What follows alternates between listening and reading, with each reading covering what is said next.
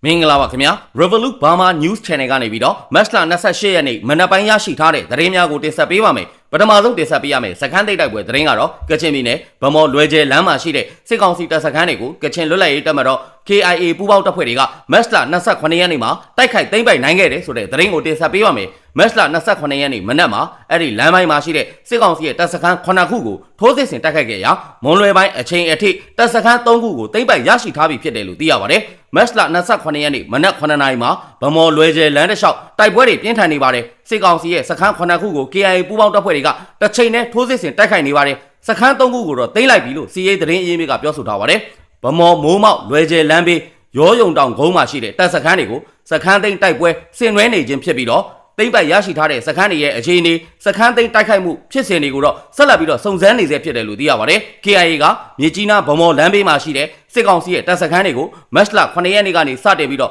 ့ထိုးစစ်ဆင်တိုက်ခိုက်သိမ်းပိုက်ခဲ့ရမှာ၃ဘက်အတွင်းတရင်ဌာနချုပ်တွေအပါအဝင်အဲ့ဒီမြေကြီးနားဗမော်လမ်းမှာရှိတဲ့စခန်းအားလုံးနီးပါးကိုသိမ်းပိုက်ရရှိခဲ့တယ်လို့သိရပါတယ်။ KIA ရဲ့စစ်စင်ရေး၃ဘက်တာအတွင်းမှာမြေကြီးနားဗမော်လမ်းမှာရှိတဲ့တပ်စခန်းများအပါအဝင်တပ်စခန်းစုစုပေါင်း90နီးပါးကိုသိမ်းနိုင်ခဲ့ခြင်းဖြစ်တယ်လို့သိရပါတယ်။အခုလိုမျိုးသိမ်းပိုက်ပြီးတဲ့နောက်မှာဗမော်လွယ်ကျဲလမ်းမှာရှိတဲ့စစ်ကောင်စီစခန်းတွေကိုမတ်လ28ရက်နေ့ကစပြီးတော့ထပ်မံထိုးစစ်ဆင်တိုက်ခိုက်နေခြင်းဖြစ်ကြောင်းသတင်းရရှိပါတယ်ခင်ဗျာ။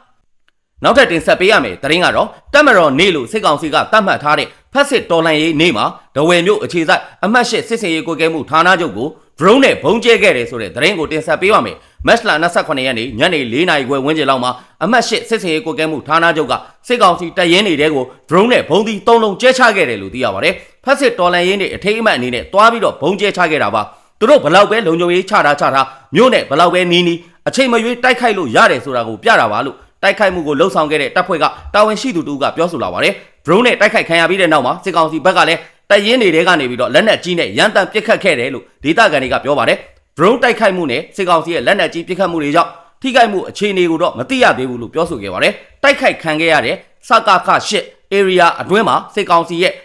ခလာရ25ခလာရ269ခမရ401တပ်ရင်းနဲ့ခမရ402တပ်ရင်းတွေနဲ့အနီးနားမှာအမြောက်တပ်306တို့ရှိတယ်လို့သိရပါတယ်။မတ်လ28ရက်နေ့ညနေ9နာရီဝန်းကျင်လောက်မှာတော့စကခ8အနီးကအိမ်ရှိပြင်စစ်ဆေးရေးဂိတ်ကိုစစ်ကောင်စီကားတွေရောက်ရှိလာပြီးတော့နိုင်ဝက်အကြမှာလုံခြုံရေးတင်းကျပ်ခဲ့တယ်လို့အိမ်ရှိပြင်ရက်ကွက်မှာနေထိုင်တဲ့ဒေသခံတွေကပြောပါတယ်။ပြီးခဲ့တဲ့နှစ်ကုန်ပိုင်းကလည်းစစ်စေးကိုကဲမှုဌာနချုပ်ဝင်းထဲကစစ်ကောင်စီတပ်ရဲ့အိမ်ယာအဆောက်အအုံတွေကိုပြည်သူ့ကာကွယ်ရေးတပ်တွေ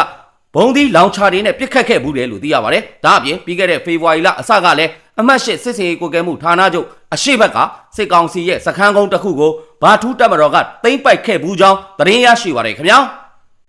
ဆက်လက်ပြီးတင်ဆက်ပေးရမယ်သတင်းကတော့ရန်ကုန်မြို့လေကြောက်တရားရဲစခန်းအနီးစုလေမီးပွိုင်မှာမတ်လ28ရက်နေ့ညပိုင်းကဘုံပေါက်ကွဲပြီးတော့ကလေး2ဦးဒဏ်ရာရသွားတယ်ဆိုတဲ့သတင်းကိုတင်ဆက်ပေးပါမယ်မတ်လ28ရက်နေ့ည9:35မိနစ်အချိန်ရန်ကုန်မြို့လေကြောက်တရားရဲစခန်းအနီးစုလေမီးပွိုင်ဂုံးကျော်တရားအနီးမှာပြင်းအားကြီးတဲ့ဘုံတလုံးပေါက်ကွဲသွားပြီးတော့ထိခိုက်ဒေဆုံးမှုတွေရှိနိုင်တယ်လို့သိရပါတယ်လက်တလုံးမှာစစ်ကောင်စီကလမ်းတွေကိုပိတ်ဆို့ထားတယ်လို့သိရပါတယ်စုလေမီးပွိုင်အနော်ထားလမ်းမှာပါဆယ်ဘုံကိုကော်ရှူနေတဲ့ကလေးတွေကယူပြီးတော့ဖွင့်တဲ့အချိန်မှာဘုံထပေါက်တယ်ကော်ရှူတဲ့ကလေး2ယောက်ကိုထိသွားတယ်အရေးပေါ်ကားတွေလာပြီးတော့တည်သွားတယ်လို့ရန်ကုန်မြို့ကပြည်သူတို့ကရှင်းပြလာပါတယ်မတ်လ28ရက်နေ့မှာအကြမ်းဖက်စစ်ကောင်စီကရန်ကုန်မြို့တစ်မြို့လုံးမှာလုံခြုံရေးတွေတင်းကျပ်ထားတဲ့အချိန်မှာအခုလိုမျိုးပေါက်ကွဲမှုဖြစ်ပွားခဲ့ခြင်းဖြစ်ကြောင်းသတင်းရရှိပါတယ်ခင်ဗျာနောက်ထပ်တင်ဆက်ပေးရမယ်တိုက်ပွဲသတင်းကတော့ကရင်ပြည်နယ်ဝေါ်လေမြို့မှာတပ်ဆွဲထားတဲ့ခမရ960ကတိုက်ရဲမှုနဲ့ခလာရ32ကတပ်မှုတပ်သားများလက်နက်ချပူးပေါင်းပါကအသက်အန္တရာယ်အာမခံပေးနိုင်ပြီးတော့ပူးပေါင်းခြင်းမပြုပါကတိုက်ခိုက်သွားမှာဖြစ်ကြောင်းကို KNL နဲ့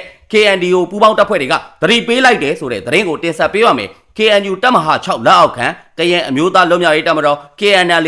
ရင်း103နဲ့ကရင်အမျိုးသားကာကွယ်ရေးတပ်ဖွဲ့ KNDO တပ်ရင်း8တပ်ရင်းမှုကမတ်လ28ရက်နေ့မှာသတိပေးလိုက်ခြင်းဖြစ်တယ်လို့သိရပါတယ်ခမရ960တပ်ရင်းမှုဒုတိယဗိုလ်မှူးကြီးတူရိန်ဦးထံကိုအကြောင်းကြားတဲ့စာမှာစုကလိစခန်းကစခန်းမှုအနေနဲ့ကျွန်တော်တို့ကစခန်းကိုတိုက်ခိုက်ခြင်းမပြုတ်မီတပည့်သားသမီးများရဲ့အရေးကိုထက်တွက်ပြီးတော့လေးစားစွာနဲ့အတိပေးလိုက်ခြင်းဖြစ်ပါတယ်။ခေါင်းဆောင်တဦးရဲ့ဆုံးဖြတ်ချက်ဟာသားသမီးများရဲ့အသက်ဇရေရခြင်းကိုမဖြစ်စေဘဲကျွန်တော်တို့နဲ့လာရောက်ပူးပေါင်းစီလိုပါတယ်။လာရောက်ပူးပေါင်းပါကသားသမီးများရဲ့အသက်အန္တရာယ်ကိုကျွန်တော်တို့အနေနဲ့အာမခံပေးနိုင်ပါတယ်။လာရောက်ပူးပေါင်းခြင်းမပြုတ်ပါကကျွန်တော်တို့အနေနဲ့စခန်းကိုရရှိအောင်တိုက်ခိုက်သွားမှာဖြစ်တဲ့အတွက်ကြောင့်စခန်းမှုအနေနဲ့မြည်သည့်နီလန်းကိုရွေးချယ်မယ်ဆိုတာကိုဆုံးဖြတ်စေလိုပါတယ်လို့ရေးသားဖော်ပြထားပါတယ် ဒါအပြင်လာရောက်ပူးပေါင်းမိဆိုတာကလက်နက်ငယ်အတန်ပေးပြီးအော်ခေါ်အချက်ပေးစီလိုပါတယ်လို့အသိပေးထားပါတယ်။လေးကေကော်မြို့မှာ2023ခုနှစ်ဒီဇင်ဘာလကဖြစ်ပွားခဲ့တဲ့တိုက်ပွဲမှာခမရ960တရဲမှုဒုတိယဗိုလ်မှူးကြီးထက်လင်းစော်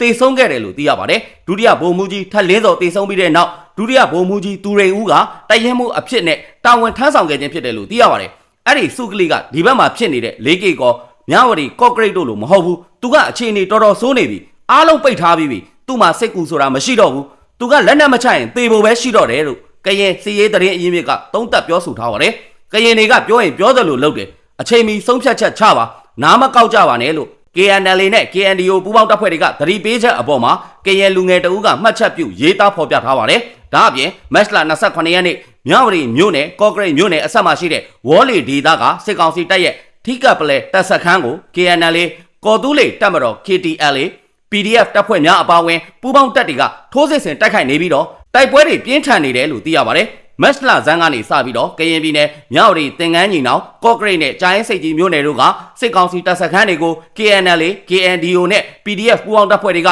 စခန်းသိမ်းတိုက်ပွဲများကိုအရှိန်မြင့်ပြီးတော့ထိုးစစ်ဆင်တိုက်ခိုက်နေကြောင်းသတင်းရရှိပါရခင်ဗျာ။ဆက်လက်ပြီးတော့တင်ဆက်ပေးရမယ်သတင်းကတော့ကရင်ပြည်နယ်ဖာပွန်ခရိုင်မှာရှိတဲ့ကြေးရွာတွေကိုအကြမ်းဖက်စစ်ကောင်စီကလေကြောင်း drone နဲ့ဘုံကျဲတိုက်ခိုက်ခဲ့တဲ့အတွက်ကြောင့်အသက်4နှစ်အရွယ်ကလေးငယ်တဦးအပါအဝင်ပြည်သူ2ဦးသေဆုံးခဲ့ရတယ်ဆိုတဲ့သတင်းကိုတင်ဆက်ပေးပါမယ်။မတ်လ26ရက်နေ့မွန်းလွဲ2နာရီအချိန်ကအကြမ်းဖက်စစ်ကောင်စီက Jet Fighter လေယာဉ်နဲ့ဖာပွန်မြို့အတွင်းကိုဘုံသီး၄လုံးကျဲချတိုက်ခိုက်ခဲ့တယ်လို့သိရပါတယ်။ဒါအပြင်လူတော်မြို့နယ်ဘောတေထားကြေးရွာအုပ်စုအတွင်းမှာရှိတဲ့နီးဒိုထားတာဒိုထားနဲ့ထူမောတဲ့ရွာတွေကိုအကြမ်းဖက်စစ်ကောင်စီကdrone နဲ့ဘုံသီးအလုံး40ကျဲချတိုက်ခိုက်ခဲ့ပြီးတော့အဲ့ဒီတိုက်ခိုက်မှုတွေအတွင်းမှာပြည်သူတွေထိခိုက်ဒဏ်ရာရမှုအခြေအနေတွေကိုတော့အတိမပြုတ်နိုင်သေးဘူးလို့သိရပါတယ်။မတ်လ25ရက်နေ့မွန်းလွဲ12:12မိနစ်အချိန်မှာအကြမ်းဖက်စစ်ကောင်စီကဘူးတုံမြို့နယ်မယ်ညုကျေးရွာအုပ်စုအတွင်းမှာရှိတဲ့ကလောထာကျေးရွာအတွင်းကိုdrone ဘုံသီးတွေကျဲချတိုက်ခိုက်ရာပြည်သူတွေရဲ့နေအိမ်၄လုံးထိခိုက်ပျက်စီးသွားပြီးတော့အိမ်မွေးတရိတ်ဆန်တွေဖြစ်တဲ့ဝက်3ကောင်စိတ်2ကောင်နဲ့ခွေး1ကောင်တိတ်ဆုံးသွားတယ်လို့သိရပါတယ်။အဲ့ဒီနေ့မွန်းလွဲ12:15မိနစ်ကနေပြီးတော့12:46မိနစ်အတွင်းကိုအကြမ်းဖက်စစ်ကောင်စီကဘူးတုံမြို့နယ်မဲကလောကျေးရွာအုပ်စုအတွင်းမှာရှိတဲ့ဘောထာကျေးရွာနဲ့ဘောတေထာကျေးရွာအုပ်စုအတွင်းမှာရှိတဲ့နီးဒိုထာကျေးရွာအတွင်းကို drone ဘုံသီး40လုံးကျဲချတိုက်ခိုက်ခဲ့တယ်လို့သိရပါတယ်။အလားတူပဲမတ်လ24ရက်နေ့ညနေ9:00နာရီအချိန်မှာတော့အကြမ်းဖက်စစ်ကောင်စီကဖာပွန်မြို့အတွင်းကို drone ဘုံသီးတွေနဲ့ကျဲချတိုက်ခိုက်ခဲ့ခြင်းကြောင့်အသက်50နှစ်အရွယ်စောမြချင်နဲ့အသက်4နှစ်အရွယ်ချိုအေးတို့သေဆုံးခဲ့ပြီးတော့အသက်38နှစ်အရွယ်အေးအေးဖြူထိခိုက်ဒဏ်ရာရရှိခဲ့တယ်လို့သိရပါတယ်။မတ်လ24ရက်နေ့ကမတ်လ26ရက်နေ့အထိအကြမ်းဖက်စစ်ကောင်စီကနေ့စဉ် drone ဘုံသီးတွေနဲ့ကျဲချတိုက်ခိုက်မှုတွေကြောင့်ပြည်သူအယောက်400ခန့်ဟာဘေးလွတ်ရာဘောတေထာကျေးရွာအုပ်စုအတွင်းကိုတိမ်းရှောင်နေရကြောင်းသတင်းရရှိပါတယ်ခင်ဗျာ။အခုလိုမျိုးမြန်မာနိုင်ငံအတွင်းမှာဖြစ်ပွားနေတဲ့စီးရေးသတင်းနိုင်ငံရေးသတင်းများကိုအချိန်ပေးပြီးတော့နားဆင်ပေးတဲ့အတွက် Revolut Burma News Channel ကနေပြီးတော့အထူးပဲကျေးဇူးတင်ရှိပါတယ်ခင်ဗျာ။